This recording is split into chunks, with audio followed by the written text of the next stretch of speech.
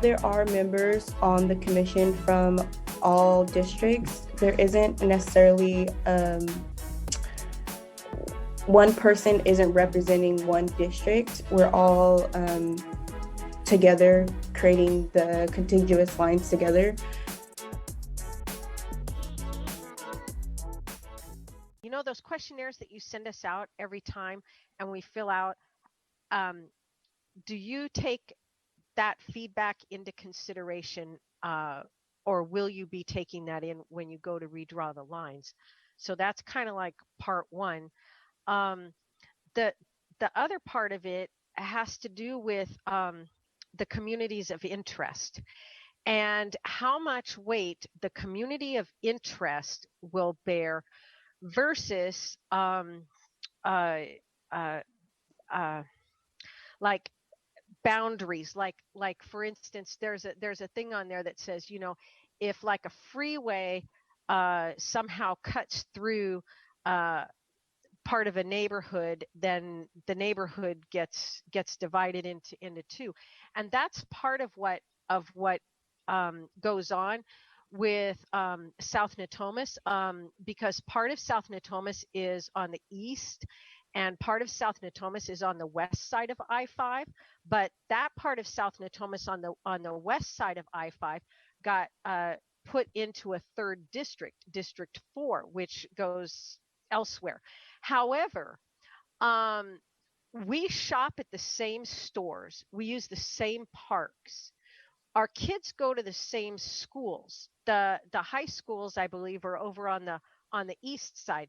The people on the west side don't send their kids to, you know, Land Park, for instance, to go to high school. I mean, that's not their district. And so, you know, as far as the communities of interest, I mean, we are clearly, you know, more a community of interest with the people on the west side. I live in District 3 in South Natomas, than we are, for example, with the people in East Sacramento. And so that's I'm trying to figure out where the weight of that goes, and if part of that comes from those surveys that you send us. So thank you. So those surveys are just to know where we're getting the community engagement from and who's participating and who, it lets us know who we're reaching and then who we need to reach out to or who we need to engage more with in terms of participating in these meetings. In terms of the second question, so for the community of interest, we try to do our best in making sure that we are aware of the community of interest.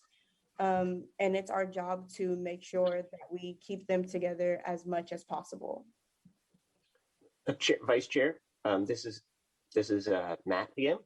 Yeah. If I just add in, to more specifically, or I should say, kind of specifically answer the question as set forth in the video.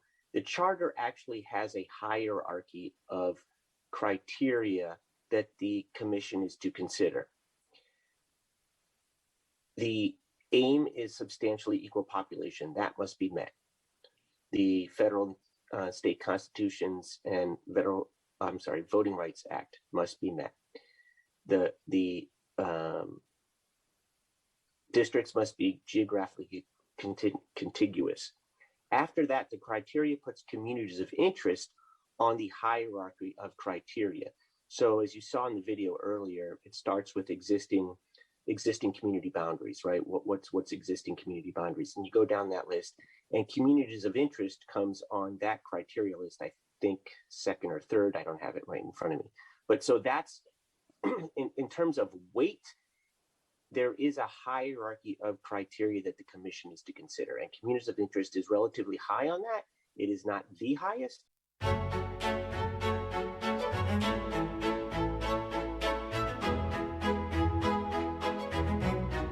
I do not believe that North Natomas feels any issues at all with redistricting, and I doubt if that district's going to change at all.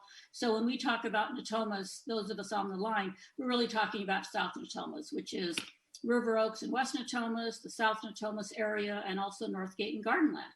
And of course, Gardenland's been here since the 20s, And we also have new residents that are just moving in this year. So it's a wide spectrum of people up here. And it's about 40 to 45,000 people. So obviously, if you keep all of South Natomas together, you're going to have to find 15,000 people somewhere else, which either means you have to go north into District 1 and shift some of those people over to District 2, or we will join District 4, which we've always been. If you look at our maps from 1971 on, South Natomas and downtown have always been together. That when I first got elected in '89, my district went all the way to Vallejo and Land Park, all the way to Alhambra in the central city, included Wood Lake, and went to the city boundaries in North Natomas. So, it just shrunk as time went on. It's only been this last time that we got split in two, and our community plan was put to two different areas. So obviously, in terms of population, you and us will all be dealing with this. We obviously have no issues at all with making sure we maintain the voter right and civil rights for the community. It really is about geography and communities of interest. Where we are right now is the time and distance in District 3 to get from River Park to South Natomas is very far and takes very long. It can be close to a half an hour driving between the freeway, the rivers, and the geographic separation of the communities. We really are quite a ways apart. And the same thing is pretty true for Southern Land Park as well as West Natomas. We're again separated by the river and by freeways.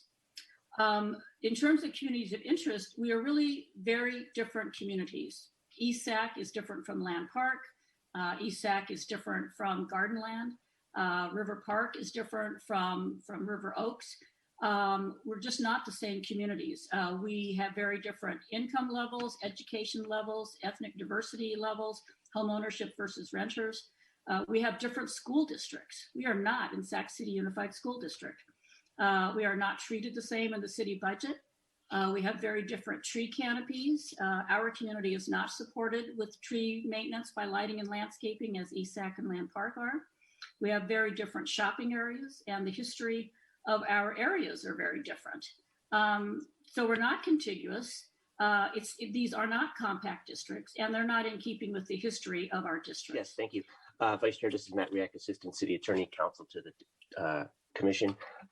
The constitutional mandate is for substantially equal population. That means per person. Income has nothing to do with the redistricting process per se. Obviously, there are some potentially communities of interest that may arise during the discussion. There may be communities of interest, let's say lower income pockets within each district that may have socioeconomic needs or issues that bring them together as community interest. But the equalization of incomes or the consideration of incomes of individuals or communities are not actually criteria either under the charter or under the Constitution. It's simply a matter of population.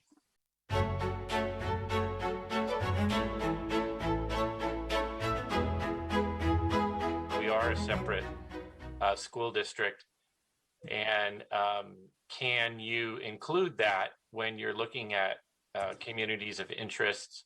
Or I guess, again, to your lawyers, is there any reason why you couldn't include that? Because it really is a big deal for us. And I realize, you can't draw city council districts strictly along school district lines. They're separate entities, but it does make a big impact on our families and our kids. So that should be a factor that you consider.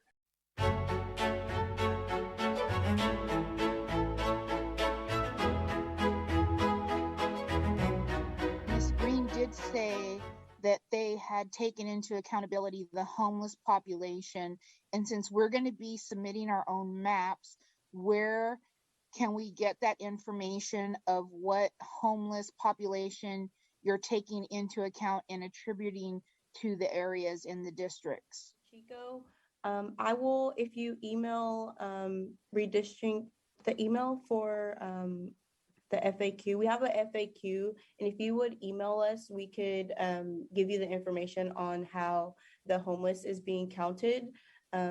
Off the top of my head, because I wasn't a part of that, I don't know a specific answer for you. So I don't want to give you the incorrect information. But we can definitely find out for you.